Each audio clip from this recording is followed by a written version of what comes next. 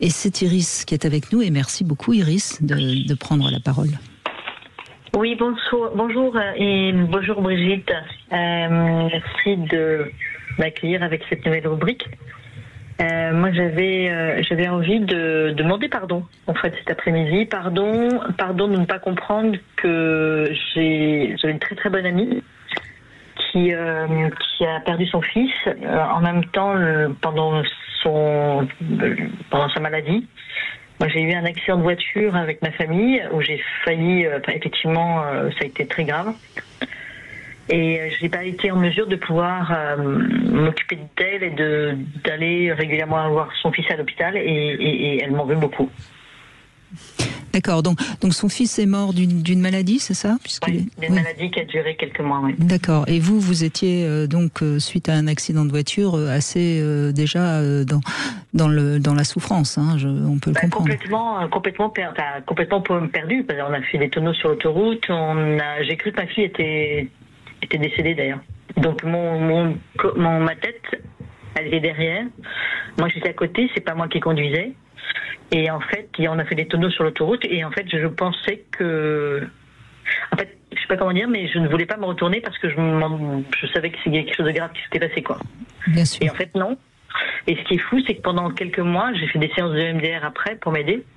Mais pendant tous ces mois, j'ai cru qu'elle n'est plus là, en fait.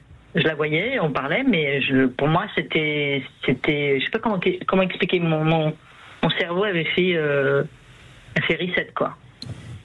Oui, ce qui peut arriver, c'est-à-dire que vous avez, au moment de l'accident, vous avez tellement eu peur pour votre fille que ça s'est inscrit, en quelque sorte, comme si c'était arrivé.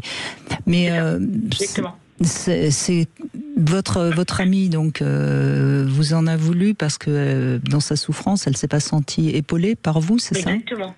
Oui, tout à fait. Mais elle vous l'a dit, vous en avez parlé ou elle s'est éloignée Non, on a parlé aux personnes, au groupe d'amis dans lesquels on était. Oui.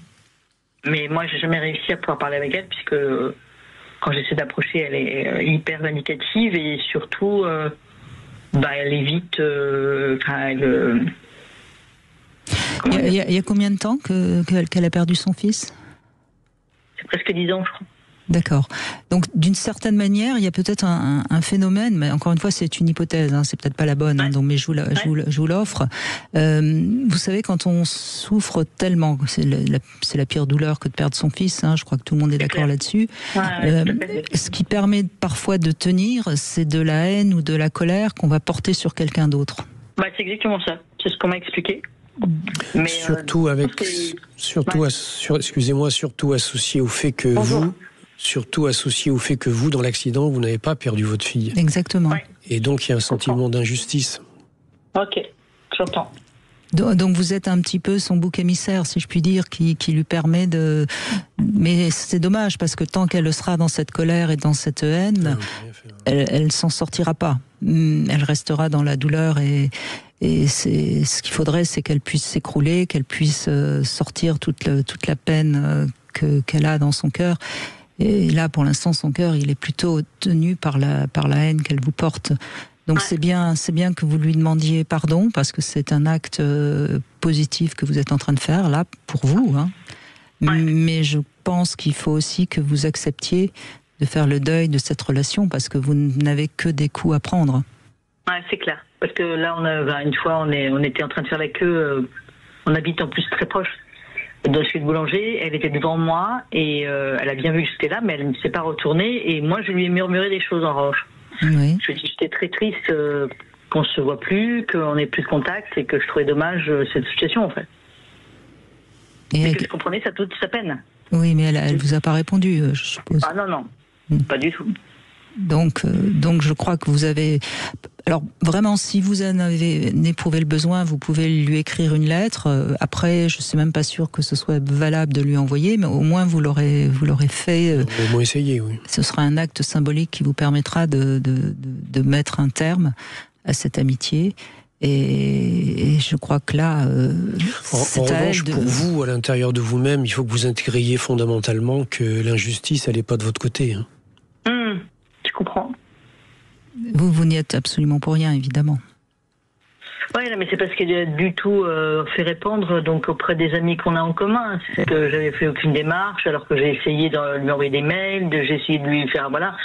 Je suis très proche de sa famille autour, donc j'en ai parlé. Ils comprennent pas, ils essaient de la raisonner, mais il y a rien à faire. Et en fait, elle dit que je n'ai rien fait comme démarche. Donc j'ai montré les mails et les choses que j'avais envoyées et surtout les réponses que j'avais. Oui, mais là vous êtes face à quelqu'un qui de toute façon elle est dans le déni. Ne peut pas communiquer. Ah, j'ai bien entendu effectivement le report. J'avais malheureusement craint ça. Du coup, c'est compliqué parce que on est très liés d'un point de vue. On a fait des démarches avec les enfants, tout ça, religieuses et tout ça, donc c'est un peu compliqué, quoi. Même oui, si mais vous constaterez peut-être, je dis bien peut-être, que si vous lâchez vraiment, elle va peut-être lâcher aussi. Parce que pour l'instant, quelque part, vous n'avez pas vraiment lâché, puisque vous essayez de vous justifier, vous essayez de reprendre, vous essayez... Vous voyez, non, lâchez. Et le jour où elle ne pourra plus se servir de sa colère pour résister à sa souffrance, peut-être qu'il y a quelque chose qui va lâcher. Y a-t-il pas une partie de vous-même qui pense quelque part qu'elle a peut-être pas tout à fait tort ? Non, parce que la dernière fois que je l'ai croisée, j'ai fait, je me suis bien dit pas bonjour, je lui dirai pas bonjour en fait. Voilà, c'est comme ça, j'accepte. Mais c'est ce qu'il faut. C'est la seule attitude qui peut porter ses fruits de toute façon. Nourrissez-vous de la joie que votre fils soit là. Ouais, ça c'est sûr. Ça c'est sûr. Et puis faites une prière pour son fils qui n'est plus là et qui peut-être sur le plan cosmique. Demandez-lui peut-être d'intercéder auprès de sa mère. Je suis allée le voir sur sa tombe plusieurs fois et je lui ai demandé, Ben voilà. Je vais régulièrement. En fait, je dis aux uns et aux autres, je dis écoutez, vous pensez ce que vous voulez de ce que j'ai pu faire ou de ce que je n'ai pas fait, mais en tout cas sachez que je vais régulièrement prier sur sa tombe. Mais vous justifiez même pas. Vous faites-le pour vous, faites-le pour son fils, faites-le pour elle. Mais écoutez, moi je vous conseille vraiment, si quelqu'un vous, parce que j'ai l'impression que ça nourrit aussi toute cette communauté autour de vous. Complètement. Et donc mettez fin à tout ça et dites, je veux plus parler de ça. Et vous allez voir si vous avez cette force-là de ne plus être le bouc émissaire, comme par hasard, il va falloir en trouver un autre. Je comprends. Merci en tout cas. Merci à vous. Merci Iris. Merci beaucoup.